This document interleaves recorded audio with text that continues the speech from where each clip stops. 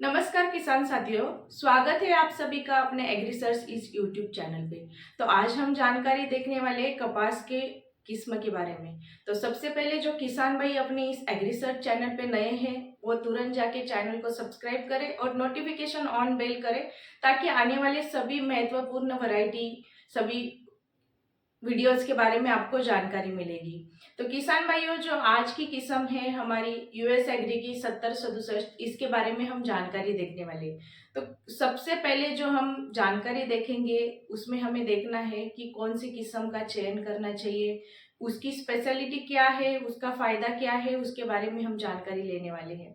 तो ये जो है सब किसान भाई कपास की बुआई करते हैं, उपज लेते हैं, लेकिन कुछ चीजें हैं उसके बारे में अगर हम जानकारी लेते हैं तो उसका हमें फायदा मिलता है। तो आज का अगर आप ये वीडियो पूरा देखेंगे, एंड तक देखेंगे, तो आपकी जो भी दिक्कतें आती है, जो भी आपके मन में प्रश्न है, उसके बारे में आपको पूरी जानकारी मिलेगी और आपको जो है आने वाला जो सीजन है, आने वाली जो हमारी कपास की सीजन है, उसमें आपको जरूर फायदा मिलेगा और उपज में बढ़ाव मिलेगी। तो हमारी जो आज की किस्म है यूएस एग्री 7067, ये जो वैरायटी है, तो ये वैरायटी का लगाने का समय जो है, लगाने का यानी मतलब 160 से 170 दिन में ये पक के तैयार हो जाती है। इसके बाद हम दूसरी फसल भी ले सकते हैं।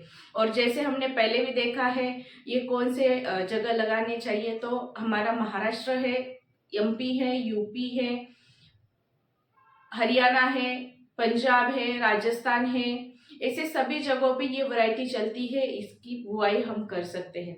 तो इसका जो स्टेपल लेंथ है 29 का, मतलब जो धागे की लंबाई है वो 29 में आती है।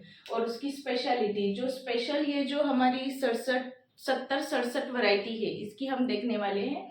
तो ये जो है सीधी बढ़ती है, मतलब लंबाई जो है इसकी सीधी बढ़ती है। ये जो जैसी बाकी वैरायटी जो रहती है कि ऐसे फैलती है, जो उसको टेनिया जो है इसकी लंबी ज्यादा जाती है। और इसका वजन जो है टिंडे का वो सबसे ज्यादा रहता है, मजबूत और वजनदार टिंडा रहता है, बड़ा टिंडा रहता है इस वैरायटी में।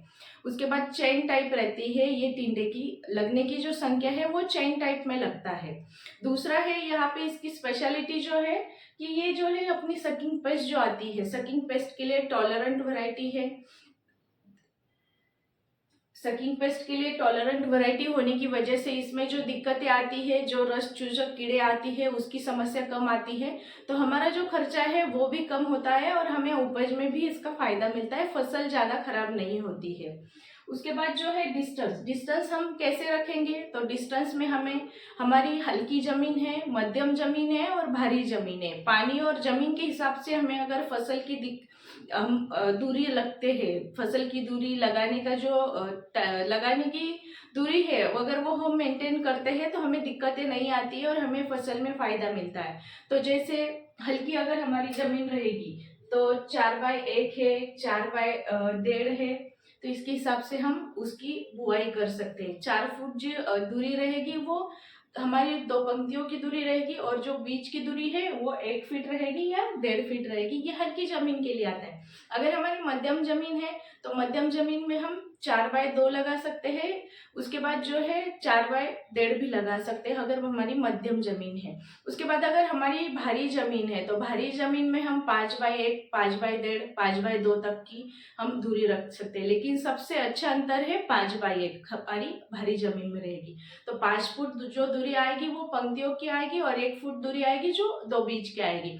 अगर हम दूरी मेंटेन रखते हैं, उसका बुआई का जो अंतर है बहुत सही तरीके से लगाते हैं, तो हमारी पेड़ की संख्या मेंटेन होती है। पेड़ की संख्या अगर मेंटेन हो गई तो हमें टिंडे भी अच्छे मिलेंगे और हमारे उपज में भी फायदा मिलेगा। तो उसका हमें ध्यान रखना है और हमारी जमीन के हिसाब से ही हमें बुआई करनी है, क्योंकि जमीन के ऊपर अगर हम बुआई करते हैं तो उसके हिसाब से हमें उपज में फायदा मिलता है। दूसरा है किसान भाइयों फर्टिगेशन। तो फर्टिगेशन क्या है, हमारा जो खाद प्रबंधन है वही है जो हमें 2 मात्रा में खाद प्रबंधन करना जरूरी है, जो बुआई से 30 दिन बाद और 60 दिन बाद। तो बुआई से पहले 30 दिन बाद अगर हम कर रहे हैं तो उसमें क्या करना है, हमें जो एनपीके आता है, एनपीके में 10-26-26 से 18-46-0 है, ये हमें डालना है, जिसमें नत्र की मात्रा ज्यादा होनी चाहिए, नत्र और स्फुरद। उसके हिसाब से हमें पहले 30 दिन वाला डोज करना है। उसमें हमें मिक्स माइक्रो न्यूट्रिएंट जरूरी है और सल्फर जरूरी है। सल्फर हमारी जो भी तेल वाली फसलें हैं उसमें जरूरी है। अगर ये सल्फर क्या है, हमने पहले भी देखा है कि हमारे टिंडे में वजन बढ़ाने का काम करता है।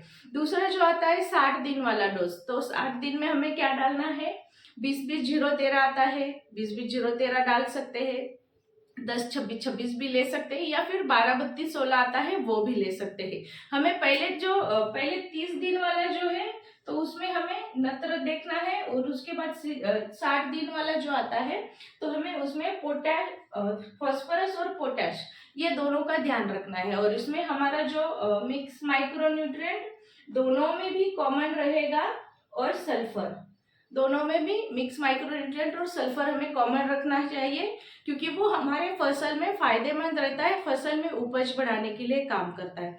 तो किसान भाइयों, अगर आप जमीन और दूरी जो पानी के हिसाब से जमीन में हम बिजाई कर रहे हैं, बिजाई के बाद अगर खाद के ऊपर हम ध्यान रखेंगे तो हमारे फसल में हमें फायदा मिलने वाला है।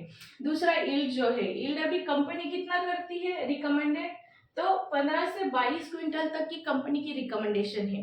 लेकिन अगर हम जो है कंपनी रिकमेंडेशन के हिसाब के बाद भी अगर हम हमारा जो पहले चीजें देखे उसके ऊपर अगर हम ध्यान रखते हैं तो हमारी उपज भी अच्छी निकलती है, उपज में फायदा निकलता है। लेकिन किसान भाइयों 15 से 22 क्विंटल तक निकाल सकते हैं, 25 क्विंटल तक भी कुछ किसान भाई निकालते हैं, लेकिन सभी हमारे मैनेजमेंट के ऊपर डिपेंड है। दूसरी फायदे क्या हो गए ये वैरायटी के बारे में। अभी ये जो वैरायटी है यूएस एग्री की 7067, ये वैरायटी आपने सुनी होगी, आपको पता है, और सबसे डिमांडेबल वैरायटी है।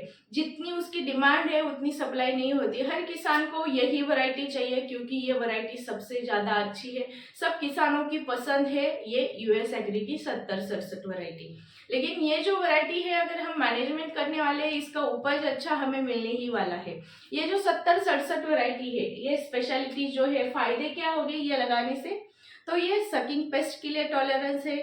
दूसरी जो सकिंग पेस्ट के टॉलरेंस से सीधी बढ़ती है, और चेन टाइप में टिंडे लगते हैं इसके, और जो टिंडा रहता है वो बड़ा रहता है और वजनदार टिंडा रहता है।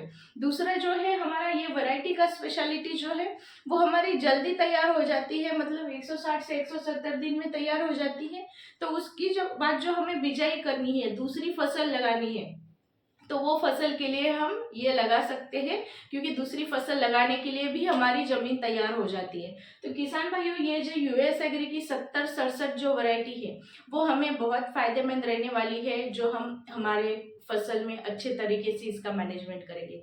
किसान भाइयों, एक बात हमें ध्यान में रखनी है कि हम हर जो किसान भाई है, हर किसान भाई कपास करता है, फसल लगाता है, जो दूसरा किसान करता है पड़ोस वाला वो खुद करता है, किसी का सुन के करता है, लेकिन फिर भी फसल में दिक्कत आती है, उपज नहीं निकलती है, जो भी दिक्कतें आती हैं, अगर ये जो है आप हमारा जो एग्री सर्च चैनल देखेंगे तो आपकी जो भी समस्या आती है उसके बारे में आपको जरूर सॉल्यूशन मिलेगा और जानकारी मिलेगी, जिसमें आपको फसल में फायदा होगा। तो किसान भाइयों, ये आपको जो है आने वाले भी वीडियो में सभी जो वैरायटी है जो हमारे फसल के हिसाब से फायदेमंद रहेगी, जमीन के हिसाब से फायदेमंद रहेगी, वो आपको जानकारी मिलने वाली है। तो किसान भाइयों, ये जो हम देखने वाले हैं कपास की वैरायटी है, कपास की वैरायटी के बाद जो आने वाला कपास है, कपास लगाने के बाद जो समस्या आती है, सभी जानकारी आपको मिलने वाली है। तो किसान भाइयों, ये जो वैरायटी है इसके बारे में अगर कोई दिक्कतें है तो कमेंट जरूर करना, और कमेंट में ये भी बताना कि आपको नेक्स्ट कौन सी वैरायटी के बारे में जानकारी मिल चाहिए, तो वो भी जानकारी मिल जाएगी आपको। ठीक है, धन्यवाद।